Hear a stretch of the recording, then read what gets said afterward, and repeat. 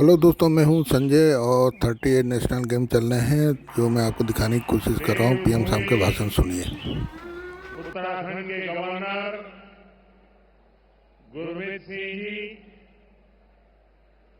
युवा मुख्यमंत्री पुष्कर धामी जी, मंत्रिमंडल के मेरे सहयोगी अजय टम्टा जी, रक्षा खड़से जी, उत्तराखंड असेंबली की स्पीकर रितु खंडूरी जी, स्पोर्ट्स मिनिस्टर रेखा आर्य जी, कॉमनवेल्थ गेम्स के प्रेसिडेंट क्रिस जेनकिंस जी, आईओए की प्रेसिडेंट पीटी उषा जी, सांसद महेंद्र भट्ट जी, राष्ट्रीय खेलों में शामिल होने आए देश भर के सभी खिलाड़ी, अन्य महानुभाव, देवभूमि आज युवा ऊर्जा से और दिव्य हो उठी है। बाबा केदार, बद्रीनाथ जी, मां गंगा के सुभाषित के साथ आज नेशनल गेम्स शुरू हो रहे हैं। ये वर्ष उत्तराखंड के निर्माण का 25वां वर्ष है। इस युवा राज्य में देश के कोने कोने से आए हजारों युवा अपना सामर्थ्य दिखाने वाले हैं।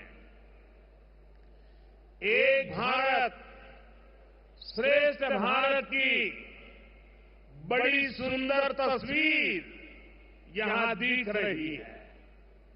नेशनल गेम्स में इस बार भी कई देसी पारंपरिक खेलों को शामिल किया गया है।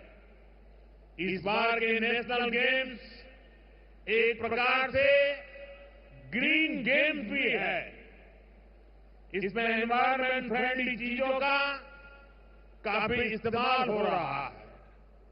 नेशनल गेम्स में मिलने वाले सभी मेडल और ट्रॉफियां भी ई वेस्ट से बनी है। मेडल जीतने वाले खिलाड़ियों के नाम पर यहां एक पौधा भी लगाया जाएगा। ये बहुत ही अच्छी पहल है। मैं सभी खिलाड़ियों को बेहतरीन प्रदर्शनी के लिए शुभकामनाएं देता हूं। मैं धामी जी और उनकी पूरी टीम को, उत्तराखंड के हर नागरिक को इस शानदार आयोजन के लिए बधाई देता हूं। साथियों, हम अक्सर सुनते हैं सोना तपकर खरा होता है।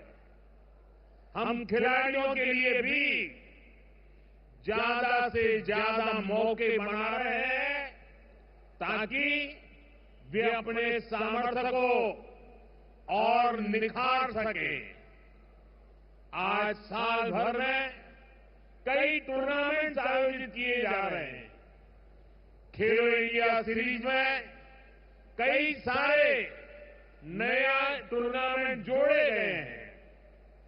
खेलो इंडिया यूथ गेम्स की वजह से यंग प्लेयर्स को आगे बढ़ने का मौका मिला है। यूनिवर्सिटी गेम्स यूनिवर्सिटी के स्टूडेंट्स को नए अवसर दे रहे हैं। खेलो इंडिया पैरा गेम से पैरा एथलीट की परफॉर्मेंस नए नए अचीवमेंट कर रही है। अभी कुछ दिन पहले ही लद्दाख में खेलो इंडिया विंटर गेम्स का 5वां एडिशन शुरू हो चुका है। पिछले साल ही हमने बीच गेम्स का आयोजन किया था।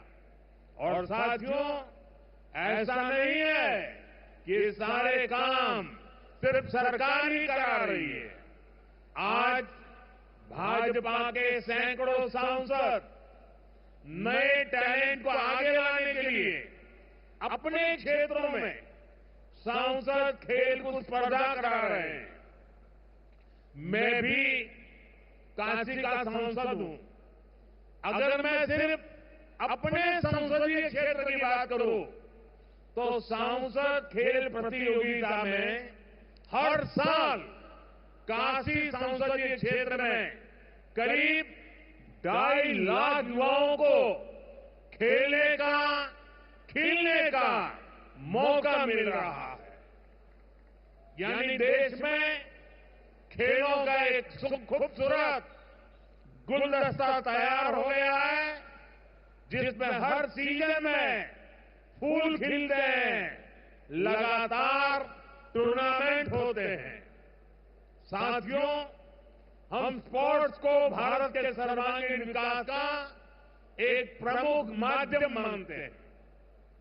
जब कोई देश स्पोर्ट्स में आगे बढ़ता है तो देश की शान भी बढ़ती है, देश का प्रोफाइल भी बढ़ता है। इसलिए आज स्पोर्ट्स को भारत के विकास से जोड़ा जा रहा है। हम इसे भारत के युवाओं के आत्मविश्वास से जोड़ रहे हैं। आज भारत दुनिया की तीसरी बड़ी आर्थिक ताकत बनने की ओर अग्रसर है। इसमें स्पोर्ट्स इकोनॉमी का बड़ा हिस्सा हो, ये हमारा प्रयास है। आप जानते हैं, किसी स्पोर्ट्स में सिर्फ एक खिलाड़ी ही नहीं खेलता, उसके पीछे एक पूरा इकोसिस्टम होता है। कोच होते हैं, ट्रेनर होते हैं, न्यूट्रिशन और फिटनेस पर ध्यान देने वाले लोग होते हैं, डॉक्टर होते हैं, इक्विपमेंट्स होते हैं। यानी इसमें सर्विस और मैन्युफैक्चरिंग दोनों के लिए स्कोप होता है। ये जो अलग अलग स्पोर्ट्स का सामान पूरी दुनिया के खिलाड़ी यूज करते हैं, भारत उनका क्वालिटी मैन्युफैक्चरर बन रहा है। यहां से मेरठ ज्यादा दूर नहीं है, वहां स्पोर्ट्स का सामान बनाने वाली 35,000 से ज्यादा छोटी बड़ी फैक्ट्रियां हैं। इनमें 3 लाख से अधिक लोग काम कर रहे हैं। ये इकोसिस्टम देश के कोने कोने में बने, आज देश इसके लिए काम कर रहा है। साथियों, कुछ समय पहले मुझे दिल्ली में अपने आवास पर ओलंपिक्स टीम से मिलने का अवसर मिला। बातचीत के दौरान एक साथी ने पीएम की नई परिभाषा बताई थी। उन्होंने कहा कि देश के खिलाड़ी मुझे पीएम यानी प्राइम मिनिस्टर नहीं बल्कि परम मित्र मानते हैं।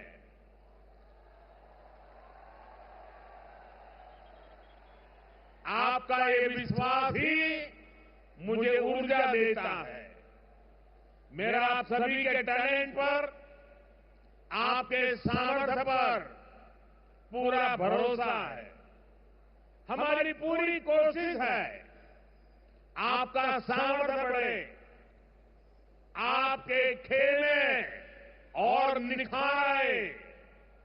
बीते 10 सालों में देखिए, आपके टैलेंट को सपोर्ट करने पर हमने निरंतर फोकस किया। 10 साल पहले स्पोर्ट्स का जो बजट था वो आज 3 गुना से ज्यादा हो चुका है। टॉप स्कीम के तहत ही देश के दर्जनों खिलाड़ियों पर सैकड़ों करोड़ रुपए का निवेश किया जा रहा है। खेलो इंडिया प्रोग्राम के तहत देश भर में आधुनिक स्पोर्ट्स इंफ्रास्ट्रक्चर बनाया जा रहा है। आज स्कूल में भी स्पोर्ट्स को मेनस्ट्रीम किया गया है। देश की पहली स्पोर्ट्स यूनिवर्सिटी भी मणिपुर में बन रही है। साथियों, सरकार के इन प्रयासों का नतीजा हम ग्राउंड पर देख रहे हैं, मेडल टैली में दिखाई दे रहा है। आज हर इंटरनेशनल इवेंट में भारतीय खिलाड़ी अपना परचम लहरा रहे हैं। ओलंपिक्स और पैरालंपिक्स में हमारे खिलाड़ियों ने इतना अच्छा प्रदर्शन किया है, उत्तराखंड से भी कितने ही खिलाड़ियों ने मेडल जीते हैं। मुझे खुशी है कि बहुत से मेडल विनर आज आपका हौसला बढ़ाने के लिए यहां इस वेन्यू पर भी आए हैं। साथियों, हॉकी में पुराने गौरवशाली दिन वापस लौट रहे हैं। अभी कुछ दिन पहले ही हमारी खो खो टीम ने वर्ल्ड कप जीता है। हमारे गुकेश जी ने विश्व शतरंज चैंपियनशिप का खिताब जीता तो दुनिया हैरान रह गई। कोनेरू हम्पी महिला विश्व रैपिड शतरंज चैंपियन बनी। ये सफलता दिखाती है कि भारत में कैसे स्पोर्ट्स अब सिर्फ एक्स्ट्रा करिकुलर एक्टिविटी नहीं रह गया है। अब हमारे युवा स्पोर्ट्स को प्रमुख कैरियर चॉइस मानकर काम कर रहे हैं। साथियों, जैसे हमारे खिलाड़ी हमेशा बड़े लक्ष्य लेकर चलते हैं, वैसे ही हमारा देश भी बड़े संकल्प लेकर आगे बढ़ रहा है। आप सभी जानते हैं कि भारत 2036 ओलंपिक्स की मेजबानी के लिए पूरा जोर लगा रहा है। जब भारत में ओलंपिक होगा तो वो भारत के स्पोर्ट्स को एक नए आसमान पर ले जाएगा। ओलंपिक सिर्फ एक खेल का आयोजन पर नहीं होता, दुनिया के जिन देशों में भी ओलंपिक्स होता है वहां अनेक सेक्टर्स को गति मिलती है। ओलंपिक्स के लिए जो स्पोर्ट्स इंफ्रास्ट्रक्चर बनता है उससे भी रोजगार बनता है। भविष्य में खिलाड़ियों के लिए बेहतर सुविधाएं बनती हैं। जिस शहर में ओलंपिक्स होता है वहां नया कनेक्टिविटी इंफ्रास्ट्रक्चर बनता है। इससे कंस्ट्रक्शन से जुड़ी इंडस्ट्री को बल मिलता है, ट्रांसपोर्ट से जुड़ा सेक्टर आगे बढ़ता है और सबसे बड़ा फायदा तो देश के टूरिज्म को मिलता है। अनेकों नए होटल बनते हैं, दुनिया भर से लोग ओलंपिक्स में हिस्सा लेने और गेम्स देखने आते हैं। इसका पूरे देश को फायदा होता है। जैसे ये नेशनल गेम्स का आयोजन यहां देवभूमि उत्तराखंड में हो रहा है। यहां जो दर्शक देश के दूसरे हिस्से से आएंगे उत्तराखंड के दूसरे हिस्सों में भी जाएंगे। यानी स्पोर्ट के एक इवेंट से सिर्फ खिलाड़ियों को ही फायदा नहीं होता बल्कि बहुत से अन्य सेक्टर्स भी, इकोनॉमी भी इससे ग्रो करती है। साथियों, आज दुनिया कह रही है 21वीं सदी भारत की सदी है और यहां बाबा केदार के दर्शन के बाद मेरे मुंह से, मेरे दिल से अचानक ही निकला था ये उत्तराखंड का दशक है। मुझे खुशी है कि उत्तराखंड तेजी से प्रगति कर रहा है। कल ही उत्तराखंड देश का ऐसा राज्य बना है जिसने यूनिफॉर्म सिविल कोड, समान नागरिक संहिता लागू की। मैं कभी कभी इसे सेक्युलर सिविल कोड भी कहता हूं। समान नागरिक संहिता हमारी बेटियां, माताओं बहनों के गरिमापूर्ण जीवन का आधार बनेगी। यूनिफॉर्म सिविल कोड से लोकतंत्र की स्पिरिट को मजबूती मिलेगी, संविधान की भावना मजबूत होगी। और मैं आज यहां स्पोर्ट के इस इवेंट में हूं तो इसे मैं आपसे जोड़कर भी देखता हूं। स्पोर्ट्समैनशिप हमें भेदभाव की हर भावना से दूर करती है। हर जीत, हर मेडल के पीछे का मंत्र होता है सबका प्रयास।